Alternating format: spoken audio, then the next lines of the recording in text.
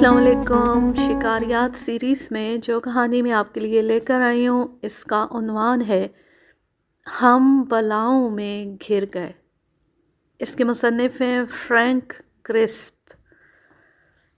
South Georgia پر نگاہ آخر ڈالتے ہوئے جب ہم نے جنوبی سمندروں کا رخ کیا تو ایک عجیب سا پرہول احساس ہم پر مسلط تھا۔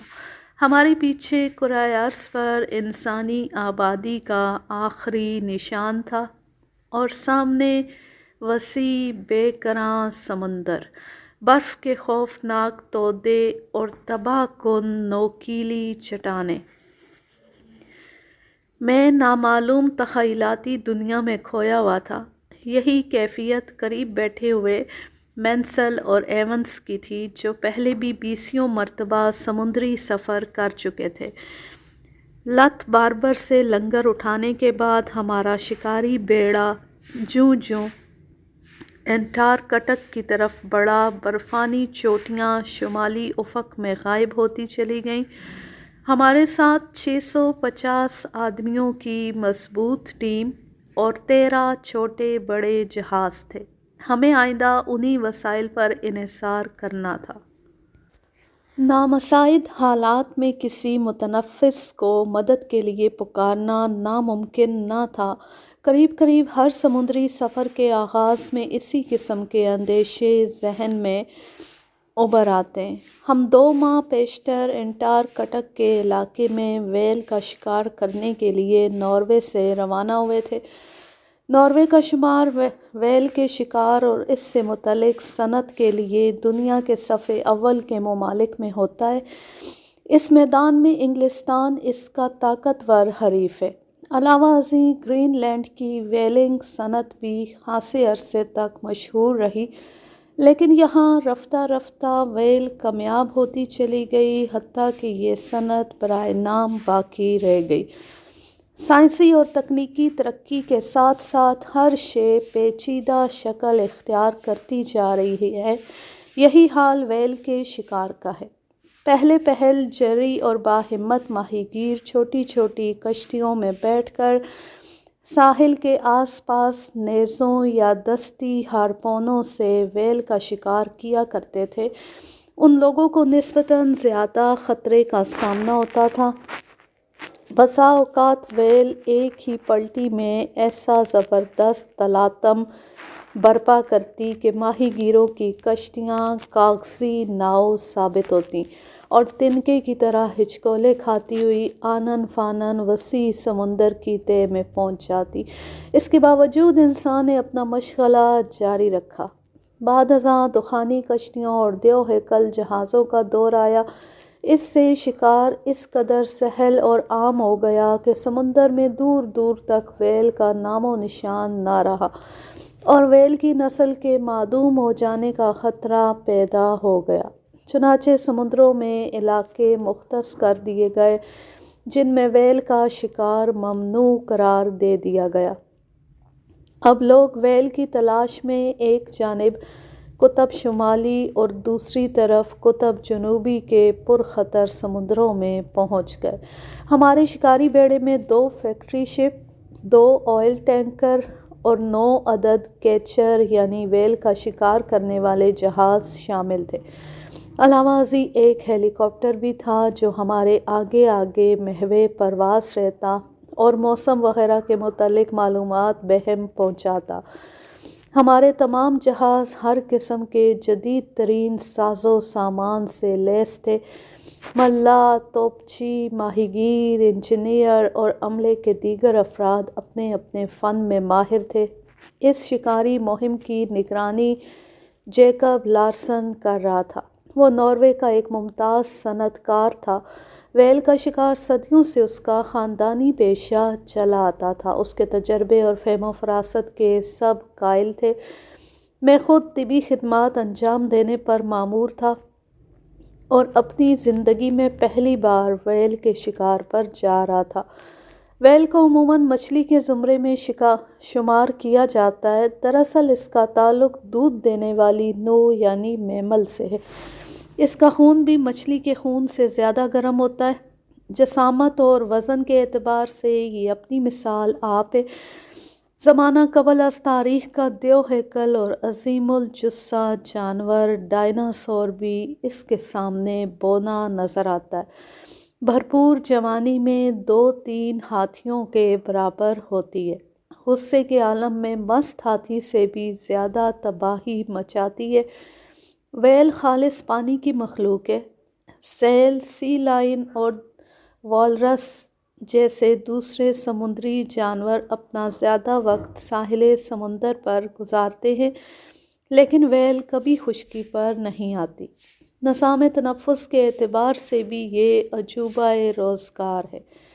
سانس لینے کے لیے اس کو بار بار سطح آب پر آنا پڑتا ہے۔ جب گندی ہوا جسم سے خارج کرتی ہے تو پانی کی دھار فوارے کی طرح بلند ہوتی ہے اور ایک عجیب منظر دیکھنے میں آتا ہے۔ ویل انڈے دینے کے بجائے بچے جنتی ہے۔ انہیں پیدائش کے بعد 1 منٹ کے اندر اندر سطح آب پر لے آتی ہے تاکہ وہ اپنا پہلا سانس کھلی فضا میں لے سکے۔ ویل کے دیکھنے اور سونگھنے کی قوت کمزور ہوتی ہے، چنانچہ وہ ایک خاص قسم کی چیخ نکالتی ہے جو گرد و پیش کی اشیاء سے ٹکرا کر خفیف سی گونج پیدا کرتی ہے۔ اسی گونج سے ویل اپنی راہ میں آنے والی چیزوں کا پتہ لگاتی ہے۔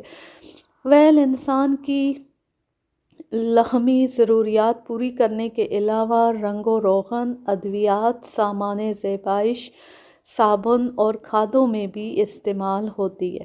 ویل سے حاصل شدہ تیل مختلف ضرورتیں پوری کرتا ہے۔ پہلی جنگ عظیم میں ویل آئل کی مانگ بہت بڑھ گئی تھی کیونکہ اس سے نائٹرو گلیسرین تیار کی جاتی تھی جو بم بنانے میں کام آتی تھی۔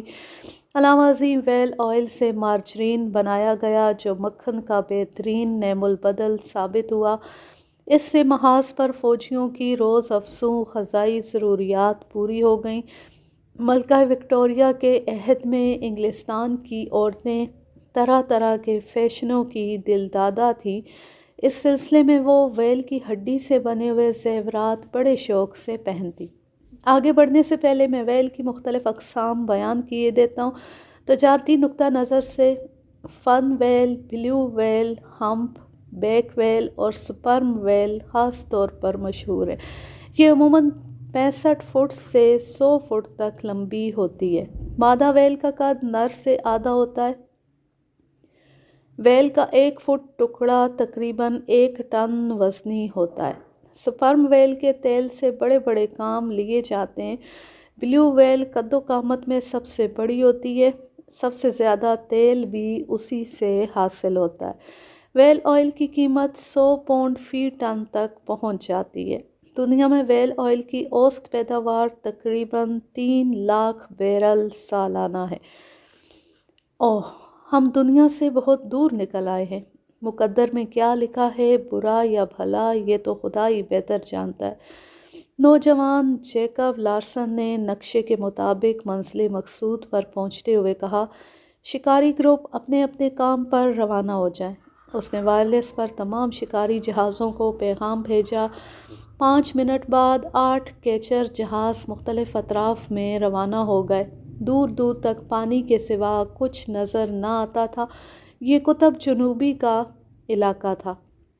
یخ بستہ ہوائیں، دھند، کوہر، بادلوں سے گرا ہوا آسمان، یہ تھا وہ موسم جس کا ہمیں سامنا کرنا پڑا۔ ضروری نہیں ہر سال ایسا ہی موسم رہے، لیکن نہ جانے کیوں اس نے اب کی بار تبدیل ہونے کا نام نہ لیا۔ حالانکہ ویلنگ سیزن میں اکثر خوشگوار موسم ہی سننے میں آیا ہے۔ بہرحال یہاں پہنچنے والے غیر متوقع حادثات کو قبول کرنے کے لیے ہم تیار رہتے تھے۔ 8 جہاز جو ہی حرکت میں آئے، جیکب لارسن خود آخری کیچر پر شکار کی تلاش میں نکل کھڑا ہوا۔ ہر جہاز پر کم از کم 40-50 آدمی سوار تھے۔ ان میں توپچی، راہبر اور نیوی گیٹر زیادہ اہمیت رکھتے تھے۔ راہبر ایک اونچے ستون پر بیٹھ کر دوربین کے ذریعے قرب و جوار میں ویل کو تلاش کرتا ہے جو ہی کسی ویل پر اس کی نظر پڑتی ہے توپچی کو خبردار کر دیتا ہے۔ چنانچہ وہ فوراً نشانہ باندھ کر ہارپون داغ دیتا ہے۔ ہارپون کے سرے پر ایک گرینیڈ نصب ہوتا ہے جو نشانے پر لگتی ہی پھٹتا ہے اور ویل کو موت کے گھاٹ اتار دیتا ہے۔ خون سے سمندر کا پانی جو ہی سرخ ہوتا ہے، شکاری سمجھ جاتے ہیں کہ نشانہ کامیاب رہا ہے۔ اگرچہ یہ طریقہ انتہائی ظالمانہ ہے، لیکن سہانے پرانے دور میں جو دستی ہارپون استعمال کیے جاتے تھے ان سے بدرجہ محفوظ ہے۔ جدید ہارپون کی ایجاد کا سہرا ناروے کے ایک باشندے سوینڈ فوئن کے سر پر ہے۔ مری ہوئی ویل کو ہارپون کے ساتھ بندھی ہوئی رسی کے ذریعے جہاز پر کھینچ لیتے ہیں۔ ہمارے دونوں فیکٹری شپ اور ایک آئل ٹینکر ایک جگہ لنگر انداز ہو گئے۔ شکاری جہاز ویل پکڑ پکڑ کر فیکٹری شپ کی طرف لاتے ہیں جہاں اسے چیرا پھاڑا جاتا ہے۔ ایک عام سی ویل کو 150 آدمی پون گھنٹے میں صاف کر لیتے ہیں۔ بعد ازاں مشینی بھٹیوں کے ذریعے اس کا تیل نکالا جاتا ہے۔ شکاری جہاز تیل لینے یا مرمت وغیرہ کے لیے فیکٹری شپ اور آئل ٹینکر کی طرف واپس آتے ہیں۔ جہازوں کی آمد و رفت پر یوں گمان ہوتا ہے جیسے بحریہ کی کوئی مشق جاری ہو۔ مجھے اپنے کمانڈر جیکب لارسن کی معیت میں ویل کا شکار دیکھنے کا موقع ملا۔ میں زندگی میں اس انوکھے تجربے سے پہلی بار دوچار ہونے کی امید میں قدرے جذباتی ہو گیا۔ جہاز کی سست رفتاری میرے جوش و ولولے کی فراوانی سے کوئی میل نہ کھاتی تھی۔ ہم نے نسبتاً پرخطر راستہ اختیار کیا تھا۔ یہاں برف کے بڑے بڑے تودے آئس برگ کی شکل میں موجود تھے۔ قطب جنوبی کے یہ آئس برگ دوسرے علاقوں سے کئی لحاظ سے امتیازی حیثیت رکھتے ہیں۔ ایک تو ان کا رنگ روئی کی مانند سفید ہوتا ہے، دوسرے ان کی جسامت ناقابل یقین حد تک بہت بڑی ہوتی ہے۔ اکثر آئس برگ آئرلینڈ اور ساؤتھ جارجیا کے برابر دیکھنے میں آئے ہیں۔ 30-40 میل لمبے چوڑے تودے تو عام ہیں۔ کیپ ہارن کے نزدیک آئس برگ گہرائی میں سمندر کی تہہ تک چلے گئے ہیں۔ ان سے جہازوں کے ٹکرانے کا ہر وقت خطرہ رہتا ہے۔ اس سے بچنے کے لیے جدید شکاری جہازوں میں ریڈار نصب کر دیے گئے ہیں۔ یہ ریڈار اس قدر حساس ہیں کہ ان کی اسکرین پر وہ آئس برگ بھی ظاہر ہو جاتے ہیں جنہیں انسانی آنکھ دیکھنے سے قاصر رہتی ہے۔ لیکن جب مقدر ہی برا ہو تو کوئی ہیلا کارگر نہیں ہوتا۔ بین الاقوامی قانون کے مطابق ہمارے جہاز کی رفتار صرف 5 ناٹ تھی۔ اس کا سائرن بھی مسلسل بج رہا تھا۔ وہ رہی ویل۔ راہبر چلایا۔ ہمارے داہنے ہاتھ 15-20 فٹ اونچا فوارہ سا ابل رہا تھا۔ اس منظر کو دیکھ کر حیرت و مسرت کے ملے جلے جذبات مجھ پر طاری ہو گئے۔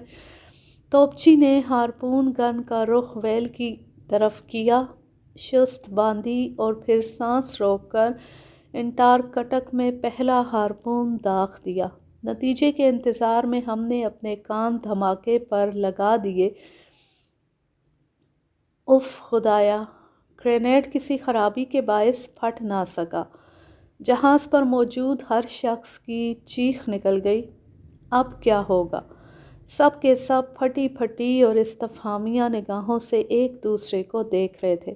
تقریباً 90 فٹ لمبی بلو ویل کے جسم میں ہارپون گڑ گیا تھا، لیکن اس دیو ہیکل مخلوق کا کچھ بگاڑ نہ سکا تھا۔ تاہم تکلیف کے مارے وہ کلبلائی۔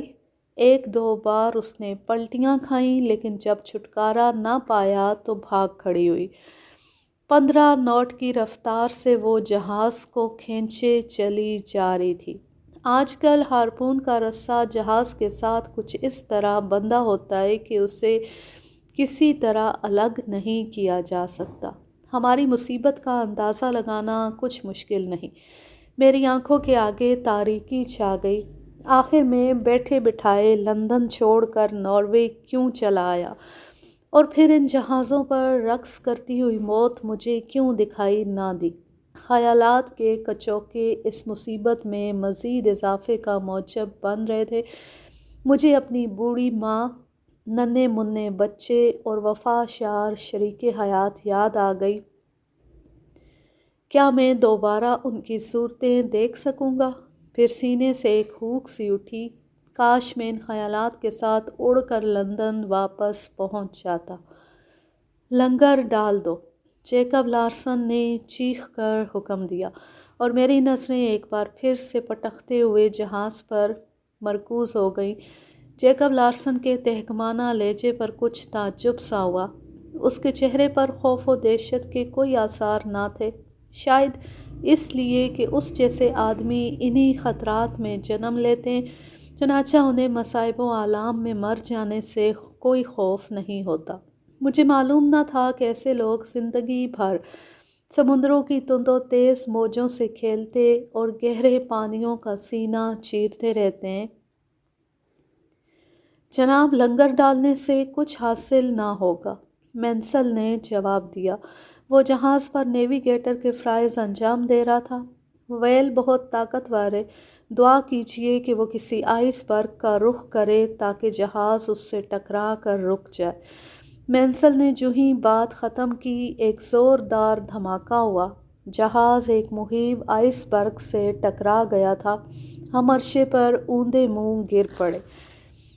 شاید تم منحوس ثابت ہوئے ہو فرینک، لارسن بازوؤں کا سہارا لے کر اٹھتے ہوئے بولا۔ مجھے سخت دھچکا لگا۔ خلوص اور ایثار کی کچھ تو قیمت ہونی چاہیے۔ لارسن کے ساتھ میرے روابط کالج کے ایام سے تھے۔ اس طویل مدت میں ہم ایک دوسرے کو بخوبی سمجھ گئے تھے۔ اس مرتبہ جب وہ شکاری مہم پر روانہ ہوا تو کوئی ڈاکٹر اس کے ساتھ جانے پر آمادہ نہ تھا۔ ڈاکٹر کے بغیر انٹارکٹک کی شکاری مہم کوئی معنی نہیں رکھتی۔ عام عوارض کے علاوہ انفلوئنزا کی وبا اس علاقے میں انسان کو ڈھونڈ کر آ گھیرتی ہے۔ لارسن نے ہر طرف سے مایوس ہو کر مجھ سے ذکر کیا۔ میں نے بے حیل و حجت حامی بھر لی۔ لارسن کے الفاظ میں جھنجھلاہٹ کا تاثر نہ تھا، بلکہ ان سے امیرانہ نخوت ظاہر ہو رہی تھی۔ غالباً اسی کردار کی بنا پر کوئی اور ڈاکٹر اس کا ساتھ دینے پر آمادہ نہ ہوا تھا۔ اب وہ مجھ سے بھی اسی بلندی سے مخاطب تھا۔ ہمارے باہمی روابط کے متوازی خطوط مٹ رہے تھے۔ یہ سب کچھ دولت کی اس ریل پیل کا نتیجہ تھا جو ویل کی تجارت کا اجارہ دار ہونے کی بنا پر لارسن کو حاصل ہوئی۔ بہرحال یہ وقت اس قسم کی سوچ مچار کا نہ تھا۔ یہاں تو جان کے لالے پڑے ہوئے تھے۔ جہاز کے اگلے حصے میں نصب شدہ ہارپون گن آئس برگ سے ٹکرا کر ٹیڑھی ہو گئی۔ اس کے علاوہ ریڈار اور وائرلیس کا نظام بھی درم برم ہو گیا۔ اس کا مطلب یہ تھا کہ ہم اپنے ساتھیوں سے بالکل کٹ چکے ہیں۔ اب کوئی معجزہ ہی ہمیں یہاں سے زندہ واپس لے جا سکتا تھا۔ لے دے کے ہیلی کاپٹر کے ساتھ موہوم سی امید وابستہ تھی کہ وہ چکر لگاتا ہوا ادھر آ نکلے تو شاید مدد کر سکے۔ ویل آئس برگ کے نیچے گھسی ہوئی تھی۔ وہ جہاز کو کھینچنے کی کوشش کر رہی تھی۔ جب وہ زور کا جھٹکا دیتی تو جہاز ڈولنے لگتا اور ہمارے لیے سنبھلنا مشکل ہو جاتا۔ جہاز کے ہچکولوں کے ساتھ ہمارا انجر پنجر بھی ہل جاتا۔ اکثر آدمیوں کے سر چکرا رہے تھے، جی بھی متلانے لگا تھا۔ اس کیفیت سے چھٹکارا پانے کے لیے ہم آئس برگ پر کود گئے۔ اگرچہ یہاں ہم سخت سردی کی وجہ سے ٹھٹھر رہے تھے، لیکن اس بڑی مصیبت سے تو نکل آئے تھے۔ دنیا کے انتہائی جنوبی سرے پر ہم 40 آدمی بے یار و مددگار ایک دوسرے کو خالی خالی نگاہوں سے تک رہے تھے۔ خوف کی وجہ سے ہمارا رنگ اس برف کی مانند سفید ہو چکا تھا جس پر ہم غیبی امداد کے انتظار میں کھڑے تھے۔ ہمیں زیادہ دیر انتظار نہ کرنا پڑا۔ جلد ہی ایک طرف سے ہیلی کاپٹر کی گڑگڑاہٹ سنائی دی۔ ہم نے ہاتھ ہلا ہلا کر اسے اپنی طرف متوجہ کیا۔ ہیلی کاپٹر اشارہ پا کر نیچے اتر آیا۔ کیپٹن اسکورس جونیئر باہر نکلا۔ کہیے کیسے کھڑے ہیں آپ لوگ؟ ہمیں جواب دینے کی ضرورت نہ تھی، ہماری پریشان حالی خود بتا رہی تھی کہ معاملہ کیا ہے۔ کچھ دیر خاموشی رہی، پھر جیکب لارسن نے مریل آواز میں کہا، ہم اس آئس برگ پر ٹھٹر کر مر جائیں گے کیپٹن۔ دیر نہ کرو، جلد کسی جہاز کو مدد کے لیے بھیجو۔ آئیے آپ ہیلی کاپٹر میں سوار ہو جائیے، باقی ان سب لوگوں کے لیے جہاز بھیج دیا جائے گا۔ دل لگی پھر کرنا، پہلے کام کرو۔ میں اپنے آدمیوں کو پیچھے چھوڑ کر نہیں جا سکتا۔ میں نے دیکھا لارسن کے چہرے پر رفتہ رفتہ زندگی اُوت کر آئی تھی۔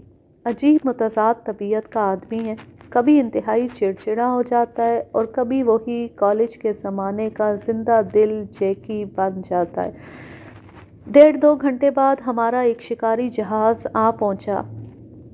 اس کا نیویگیٹر ناروے کا ایک من چلا نوجوان ڈیوسن تھا۔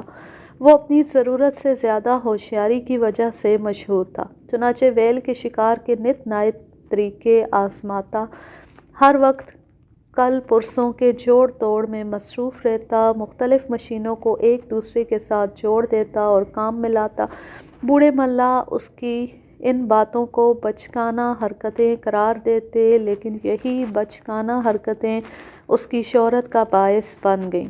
وہ ایک ایسا آلہ بنانے میں کامیاب ہو گیا جس نے ویل کی دنیا میں انقلاب پیدا کر دیا۔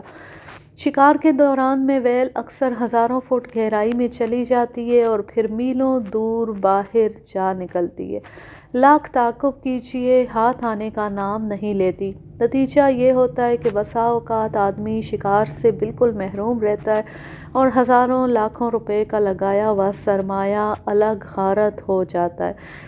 اس مشکل پر قابو پانے کے لیے مسٹر ڈیوسن نے ایک ویل فائنڈر نامی آلہ ایجاد کیا۔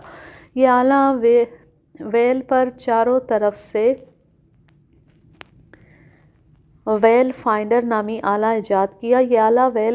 طرف سے الٹرا سونک لہریں پھینکتا ہے۔ ویل ان سے بچنے کے لیے انتہائی تیز رفتاری سے بھاگتی ہے۔ یہ لہریں لمحہ بھر کے لیے بھی اس کا پیچھا نہیں چھوڑتیں۔ اس صورت میں جہاز کی سست رفتاری بھی نقصان نہیں پہنچاتی۔ اس زبردست تگ و دو سے ویل کا سانس پھول جاتا ہے، چنانچہ اسے تازہ ہوا میں سانس لینے کے لیے ذرا دیر کے بعد سطح آب پر آنا پڑتا ہے۔ اس وقت اسے نہایت آسانی سے ہارپون گن کا نشانہ بنایا جا سکتا ہے۔ ابھی تک یہ آلہ صرف ڈیوسن کے جہاز میں ہی تھا۔ اس نے ہمیں بڑا کام دیا۔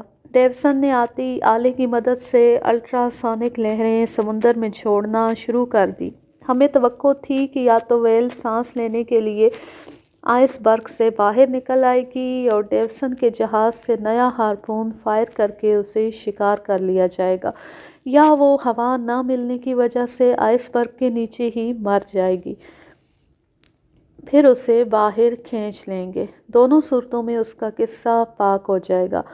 ویل نے پہلی صورت اختیار کی۔ الٹرا سونک لہروں سے تنگ آ کر وہ آئس برگ سے باہر نکل آئی۔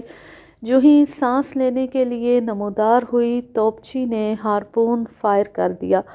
گرینیڈ ایک دھماکے کے ساتھ ویل کے پیٹ میں پھٹا اور خون کے دھارے بہہ نکلے اور وہ بے سدھ ہو کر رہ گئی۔ اب اسے جہاز کے قریب کھینچ لیا گیا اور ایک مشین کے ذریعے اس میں ہوا بھر دی گئی تاکہ ایک تو پانی میں نہ ڈوب سکے، دوسرے جہاز کے ساتھ ساتھ بآسانی بہتی رہے۔ خدا کر کے اس کام سے فارغ ہوئے اور واپسی کی راہ لی۔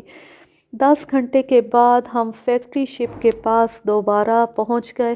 اگرچہ ہمیں سخت مصیبت اٹھانا پڑی تھی، لیکن ویل کا پہلا شکار مارنے کا سہرا ہمارے سر ہی رہا۔ فیکٹری شپ پر پہنچے ہمیں زیادہ دیر نہیں گزری تھی کہ 2 اور شکاری جہاز وہاں آ گئے۔ ان میں ایک جہاز نے 8 اور دوسرے نے 11 ویلیں شکار کی تھی۔ اس طرح آج کا کل شکار 20 ویلیں ہو گئیں۔ اس غیر معمولی کامیابی پر ہم پھولے نہ سماتے تھے، خصوصاً مسٹر لارسن کی تو باچھیں کھلی ہوئی تھیں۔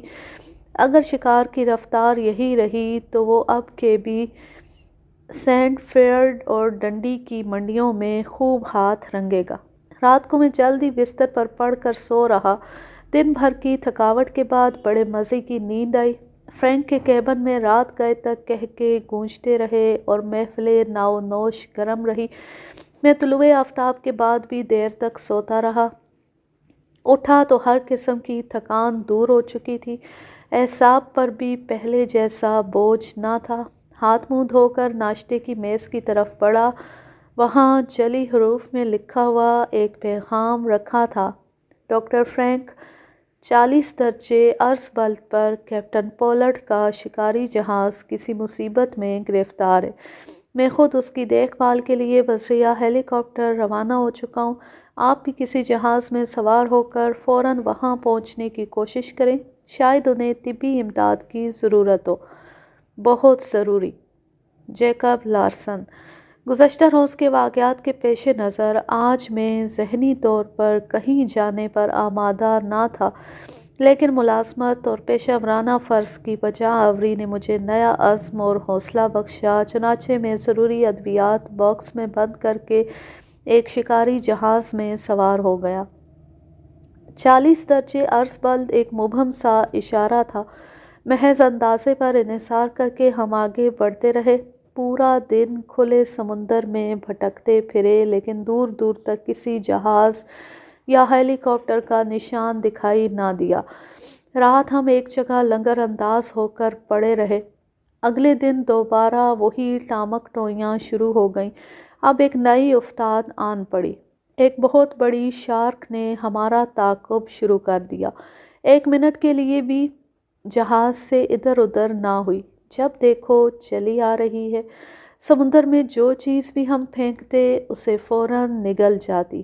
ایسی حریص اور تباہ کن مچھلی کسی وقت بھی ہمارے لیے خطرہ بن سکتی تھی۔ چنانچہ ایک تو اسے ٹھکانے لگانے کے لیے اور دوسرے منہ کا ذائقہ بدلنے کی خاطر، کیونکہ ہمیں اکثر ویل کا گوشت ہی کھانے کو ملتا تھا، ہم نے شارٹ گن سے اس کا شکار کر لیا۔ جب اس کا پیٹ چیرا تو اس میں سے دودھ کے خالی ڈبے، ٹین، ایک بستر بند، پھٹے پرانے جوتے اور کئی دوسری اشیاء برآمد ہوئیں۔ پہلے کی طرح آج کا دن بھی پریشانی میں گزرا۔ ہم اب تک 40-50 میل کا علاقہ کھنگال چکے تھے۔ ناچار ہر طرف سے مایوس ہو کر ہم نے جہاز کا رخ موڑا اور واپسی کا سفر شروع کر دیا۔ اب ہمیں کیپٹن پولارڈ کے جہاز سے بڑھ کر جیکب لارسن کی فکر دامنگیر تھی۔ آخر وہ کہاں غائب ہو گیا؟ کیا وہ کسی حادثے کا شکار ہو کر سمندر کی گہرائیوں میں دفن ہو چکا ہے؟ شاید وہ واپس فیکٹری شپ پر پہنچ گیا۔ طرح طرح کے وسوسے اٹھ اٹھ کر ذہن کو ڈستے رہے۔ دن ڈھل چکا تھا اور شام کے سائے گہرے ہوئے جا رہے تھے۔ ہم ابھی یہ فیصلہ کرنے میں مصروف تھے کہ رات کہیں لنگر انداز ہو کر بسر کی جائے یا سفر جاری رکھا جائے۔ اچانک دور لکڑی کا ایک تختہ بہتا ہوا دکھائی دیا۔ اس پر کوئی شخص نظریں آسمان پر گاڑے بیٹھا ہوا تھا۔ ہو نہ ہو یہ ہمارے شکاری بیڑے کا کوئی مصیبت زدہ آدمی ہے۔ ہم نے جہاز کی رفتار کم کر دی اور ایک موٹر لانچ اس آدمی کو لانے کے لیے سمندر میں اتار دی۔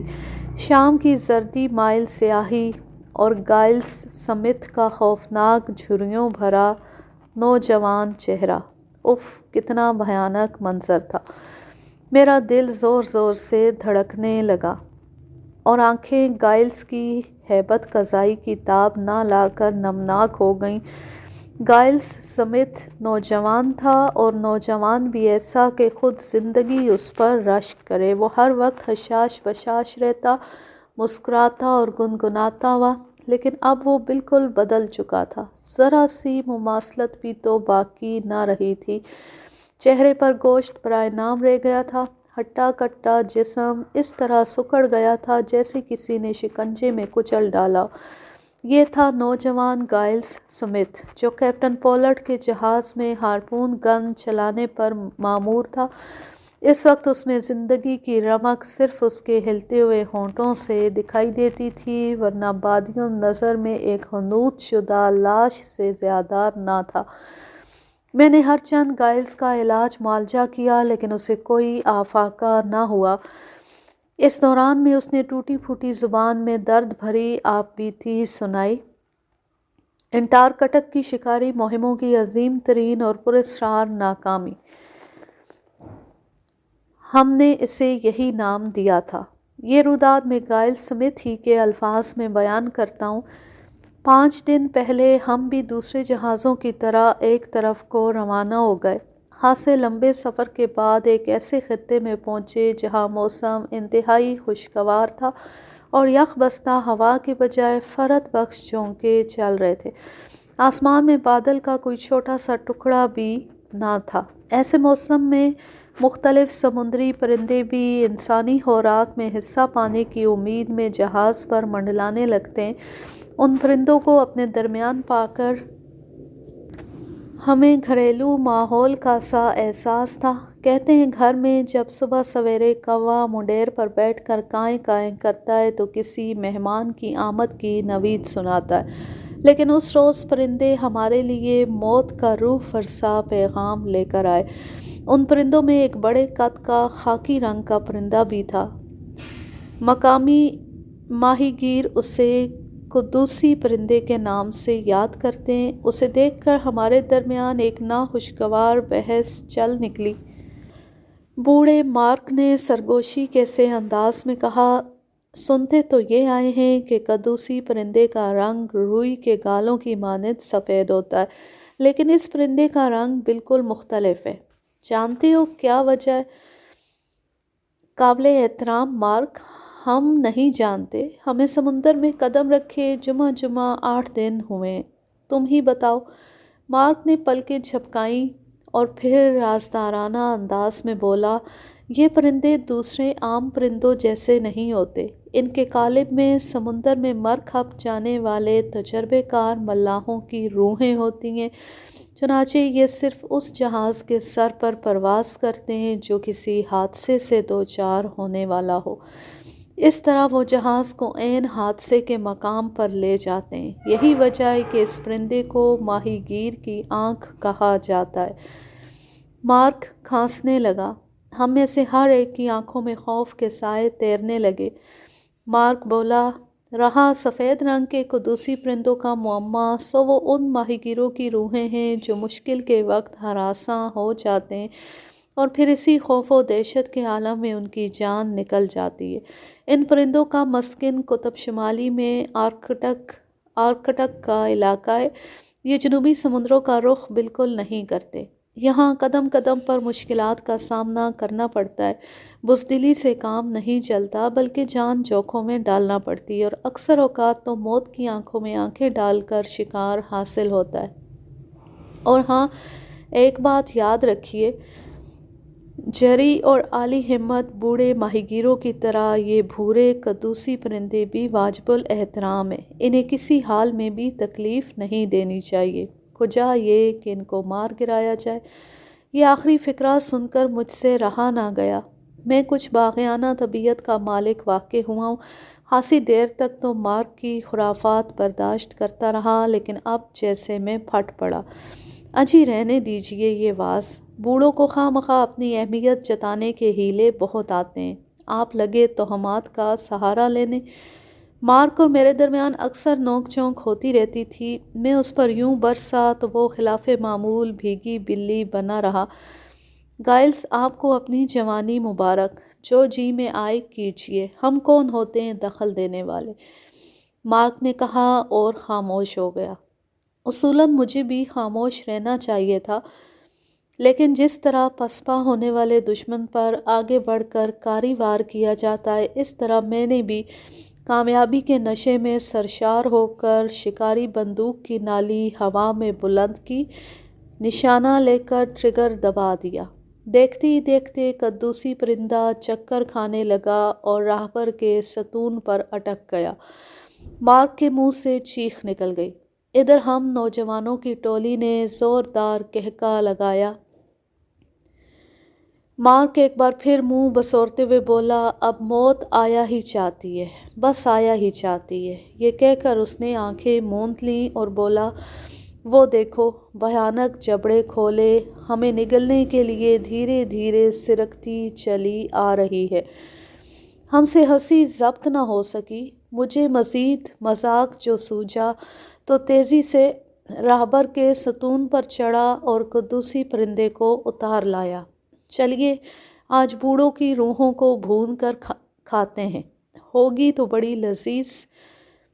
یہ خورانٹ بڈھے بھی کیا سمجھتے ہیں ہمیں آخر؟ ہم نے بڑے اہتمام سے اسے پکایا اور پھر بانٹ کر تھوڑا تھوڑا کھا لیا۔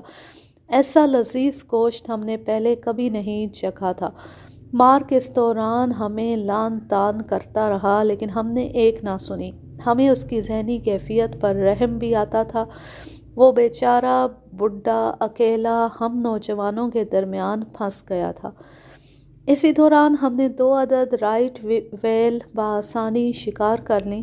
یہ اگرچہ قد و قامت میں سب سے چھوٹی ہوتی ہیں لیکن شکار کی ابتدا کرنے کے لیے ہم نے اسے غنیمت سمجھا۔ ہم سفر کرتے ہوئے سمندر کے ایسے حصے میں پہنچ گئے جس کا ذکر دنیا کے کسی نقشے میں نہیں ملتا۔ نقشوں پر نیلی اور سرخ لکیروں کے درمیان یہ عبارت درج ہوتی ہے: یہاں دیو قامت، تباہ کن اور خوفناک ویلوں کی حکمرانی ہے۔ تحقیق سے یہ بھی نہیں کہا جا سکتا کہ یہ دراصل ویل ہی ہے۔ بہرحال کوئی جہاز یہاں داخل ہونے کی کوشش نہیں کرتا۔ دیگر کوائف نامعلوم۔ ہم سٹپٹا گئے، ڈر کے مارے پیچھے ہٹتے ہیں یا آگے بڑھ کر کسی حادثے کا شکار ہو جاتے ہیں۔ دونوں صورتوں میں مارک کو اپنی پکوڑے جیسی ناک پھلا کر یہ کہنے کا موقع مل جائے گا کہ دیکھا قدوسی پرندے کو مارنے کا خمیازہ۔ خاصی سوچ بچار کے بعد ہم نے اتفاق رائے سے آگے بڑھنے کا فیصلہ کیا۔ ابھی 1.5-2 میل کا فاصلہ طے کیا تھا کہ چاروں طرف بڑی بڑی سیاہ تھوتنیاں پھنکارتی ہوئی دکھائی دیں۔ انہیں پہچاننے میں زیادہ دیر نہ لگی۔ یہ سپرم ویلیں تھیں جو اپنے گرانڈیل سر کے لیے مشہور ہیں۔ صرف اسی سے 6 بیرل تیل نکلتا ہے۔ اتنی کثیر التعداد ویلیں دیکھ کر ہم لرز گئے۔ اگر پورا شکاری بیڑا ہمارے ساتھ ہوتا تو پھر وارے نیارے تھے، لیکن اب ہم تنہا کیا کر سکتے تھے؟ سپرم ویل جارحانہ مزاج رکھتی ہے، بڑھ کر حملہ کرنے میں اسے بے حد لطف آتا ہے۔ ذرا سا موقع میسر آئے صحیح، بالکل نہیں چوکتی۔ بہرحال ہم نے اوسان بحال رکھے اور صورتحال پر قابو پانے کی مختلف تدبیروں پر غور کیا، لیکن تقدیر نے ہمیں اپنی حفاظت کا سامان کرنے کی ذرا بھی مہلت نہ دی۔ ایک بپھری ہوئی سپرم ویل نے جہاز کے عقب میں اس زور سے ٹکر ماری کہ جہاز میں بہت بڑا سوراخ ہو گیا اور پانی تیزی سے اندر داخل ہونے لگا۔ اس دھچکے سے بوڑھا مارک جو جہاز کے کنارے پر پہلی دہشت زدہ کھڑا تھا، لڑکھنی کھا کر سمندر میں جا گرا۔ اس وقت اس کی فکر کون کرتا، ہر ایک پر نفسا نفسی طاری تھی۔ ہم سوراخ بند کرنے کے لیے دوڑے مگر پریشانی میں کچھ نہ سوجا۔ ادھر ویل ابھی تک جہاز کے گرد چکر کاٹ رہی تھی۔ معلوم ہوتا تھا اس نے پہلی ٹکر محض عادتاً ماری تھی، لیکن اب ہم نے سراسیمگی کے عالم میں دیکھا تو ایک بار پھر پلٹی۔ اس کا انداز انتہائی وحشیانہ تھا۔ اف، وہ قیامت خیز لمحہ مجھے کبھی نہ بھولے گا۔ ایک ثانیے کے اندر جہاز الٹ چکا تھا۔ مجھے کچھ خبر نہیں باقی ساتھیوں کا کیا حشر ہوا۔ میں خود پانی میں غوطے کھا کر ابھرا تو دیکھا کہ جہاز کے ٹکڑے ٹکڑے ہو چکے ہیں، کئی ویلیں مل کر اس پر حملہ آور ہو رہی ہیں۔ میں ایک تختے تک بڑی مشکل سے پہنچا۔ سمندر کے یخ پانی میں گھنٹوں ڈبکیاں کھانے اور اپنے کئی دوستوں کی موت کے جان کا خیال سے میرے ہوش و حواس معطل ہو گئے۔ مجھے کچھ خبر نہ تھی کہ میں کہاں ہوں اور کدھر جا رہا ہوں۔ قسمت اچھی تھی کہ آپ لوگ مل گئے۔ گائلس سمتھ نے جیکب لارسن کے متعلق کچھ نہ بتایا جو ہیلی کاپٹر میں بیٹھ کر ان کی خبر گیری کے لیے گیا تھا۔ ہم فیکٹری شپ کے پاس واپس پہنچے تو وہ وہاں بھی موجود نہ تھا۔ 3 دن تک اس کو تلاش کیا لیکن کچھ پتہ نہ چل سکا۔ آخر مایوس ہو کر ہم واپس روانہ ہو گئے۔ ہماری شکاری مہم کی ناکامی کی وجہ سے ویل کی متعلقہ صنعتیں شدید بحران سے دوچار ہو گئیں اور قیمتیں آسمان سے باتیں کرنے لگیں۔ ویل کی شکاری مہموں کا یہ پہلا بڑا سانحہ ہے جسے مجھے دنیا تک پہنچانا پڑا۔ اس کہانی کا ترجمہ کیا ہے مقبول جہانگیر نے اور اس کا ماخذ ہے اردو ڈائجسٹ ستمبر سن 1970۔ اب میں لیتی ہوں آپ سے اجازت۔ جانے خوش رہیں، شاد و آباد رہیں، ہنستے مسکراتے رہیں۔ اللہ حافظ، اللہ نگہبان۔